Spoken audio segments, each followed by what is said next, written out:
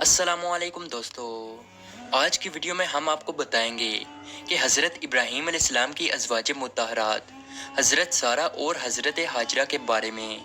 जब नमरूद ने हज़रत इब्राहीम अलैहिस्सलाम को मुल्क बाबुल से निकाल दिया तो हज़रत इब्राहीम अलैहिस्सलाम मुल्क शाम की तरफ रवाना हुए।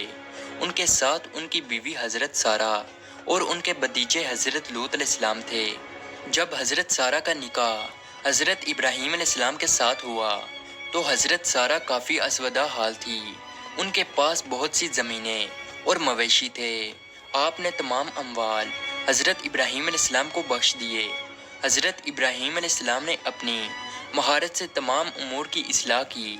मवेशियों और ज़राअत में तरक्की हुई, यहाँ तक कि बाबुल में किसी का हाल उनसे बेहतर नहीं था।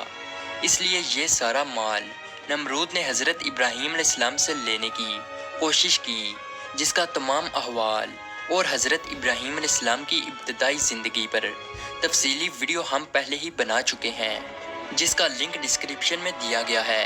हज़रत इब्राहीम अलैहिस्सलाम हज़रत लूत अलैहिस्सलाम और हज़रत सारा को लेकर चले गए और कहा, सूरह अल-सफ़ात आयत नंबर 99 में, अपने परवरदिगार की तरफ यानी बैतुल मुक़द्दस जा रहा हूँ, वो अनकरीब मेरी राहबरी करेगा। हज़रत इब्राहीम अलैहिस्सलाम एक गयूर इंसान थे, इसीलिए उन्होंने इस सफ़र में अपनी बीवी हज़रत सारा को एक संदूक में बंद कर दिया ताकि वो गैर मर्दों की नज़रों से महफूज रहें। लेकिन रास्ते में किब्तियों के मुल्क यानी मिस्र में पहुँचे, जिस पर एक अरब बादशाह हुकूमत करता था। उस मुल्क की सरहद पर एक सिपाही ने हज़रत इब्राहीम अलैहिस्सलाम को अपने माल का मासूल अदा करने के लिए रोक लिया। वो आपके सामान की जांच पड़ताल करते करते उस संदूक के पास आया और बोला, ये संदूक खोल कर दिखाएं। हज़रत इब्राहीम अलैहिस्सलाम ने कहा, फ़र्ज़ करो कि ये संदूक सोने या चांदी से भरा हुआ है।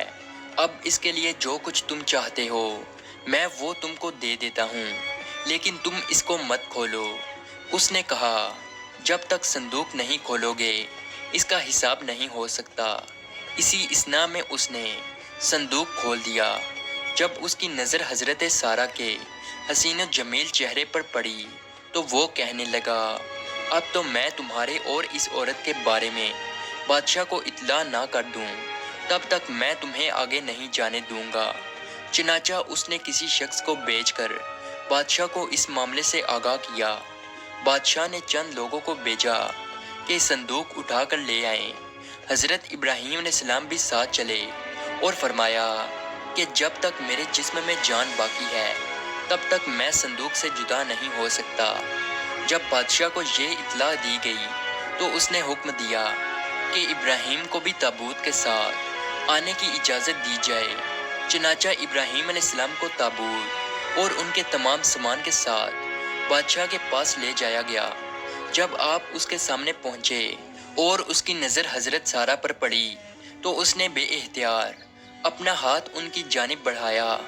हज़रत इब्राहीम अलैहिस्सलाम जो गैरत व हमियत का सरचश्मा थे, वो सख्त परेशान हुए और उधर से मुंह फेर कर अल्लाह तबारक व ताला से कहा, ए परवरदिगार, मेरे अहले हरम को इस शख्स के हाथ से महफूज रखना।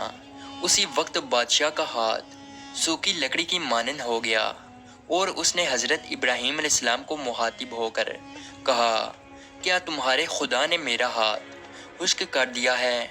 हज़रत इब्राहीम अलैहिस्सलाम ने फरमाया, हाँ, मेरा खुदा गयूर है और वो हराम कामों को नापसंद करता है।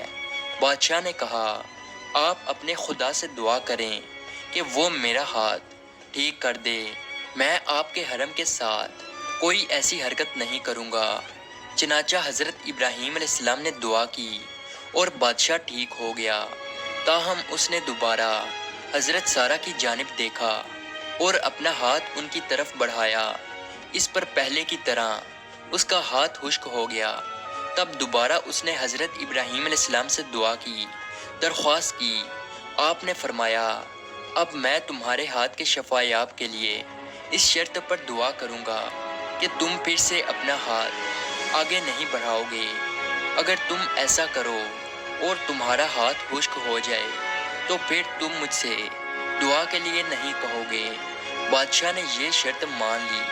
تب ابراہیم علیہ السلام نے کہا، اے پروردگار، اگر یہ سچ کہہ رہا ہے تو اس کے ہاتھ کو ٹھیک کر دے۔ اس پر بادشاہ کا ہاتھ اپنی اصلی حالت پر آ گیا اور اس کے دل میں حضرت ابراہیم علیہ السلام کا ذوق بیٹھ گیا، اور اس نے حضرت ابراہیم علیہ السلام کی بڑی تعظیم و تکریم کی اور کہا کہ تم بے خوف رہو، تمہاری حرمت اور تمہارے اعمال سے اب میں باز رہوں گا، جس جگہ چاہو جاؤ، لیکن تم سے میری ایک حاجت ہے۔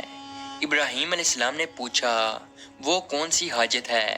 بادشاہ نے کہا کہ میں اپنی بیٹی کو بطور کنیز حضرت سارہ کو دینا چاہتا ہوں۔ آپ علیہ السلام نے منظور فرمایا۔ بادشاہ نے اپنی بیٹی حضرت سارہ کو بطور کنیز عطا کر دی۔ بادشاہ کی یہ بیٹی کوئی اور نہیں بلکہ حضرت ہاجرہ تھی، جن کو بعد میں اللہ کے حکم سے حضرت ابراہیم علیہ السلام نے اپنی بیوی کا درجہ دیا، اور انہی کے بدن سے اللہ تبارک و تعالیٰ نے حضرت ابراہیم علیہ السلام کو حضرت اسماعیل علیہ السلام عطا کیے۔ حضرت ابراہیم علیہ السلام اپنے اہل و اموال کے ساتھ روانہ ہوئے۔ بادشاہ بھی ان کی تعظیم کے لیے ان کے پیچھے چلا۔